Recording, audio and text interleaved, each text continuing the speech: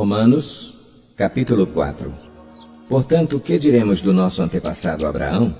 Se de fato Abraão foi justificado pelas obras, ele tem do que se gloriar, mas não diante de Deus. Que diz a Escritura? Abraão creu em Deus, e isso lhe foi creditado como justiça. Ora, o salário do homem que trabalha não é considerado como favor, mas como dívida.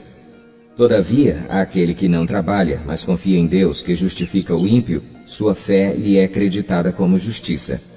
Davi diz a mesma coisa quando fala da felicidade do homem a quem Deus credita justiça independente de obras. Como são felizes aqueles que têm suas transgressões perdoadas, cujos pecados são apagados. Como é feliz aquele a quem o Senhor não atribui culpa. Destina-se esta felicidade apenas aos circuncisos ou também aos incircuncisos?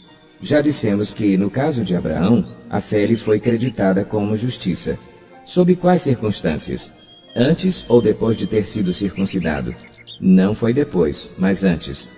Assim ele recebeu a circuncisão como sinal, como selo da justiça que ele tinha pela fé, quando ainda não fora circuncidado. Portanto, ele é o pai de todos os que creem, sem terem sido circuncidados, a fim de que a justiça fosse creditada também a eles, e é igualmente o pai dos circuncisos, que não somente são circuncisos, mas também andam nos passos da fé, que teve nosso pai Abraão, antes de passar pela circuncisão.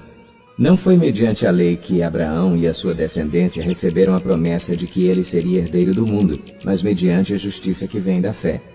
Pois, se os que vivem pela lei são herdeiros, a fé não tem valor e a promessa é inútil, porque a lei produz a ira, e onde não há lei, não há transgressão.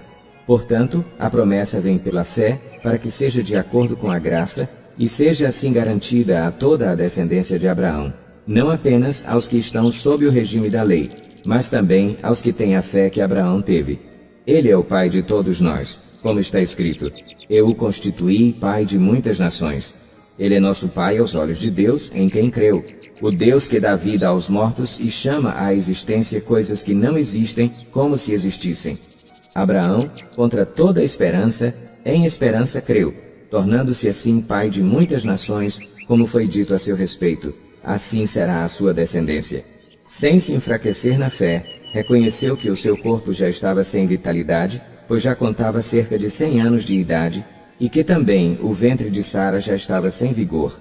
Mesmo assim, não duvidou nem foi incrédulo em relação à promessa de Deus, mas foi fortalecido em sua fé e deu glória a Deus, estando plenamente convencido de que ele era poderoso para cumprir o que havia prometido.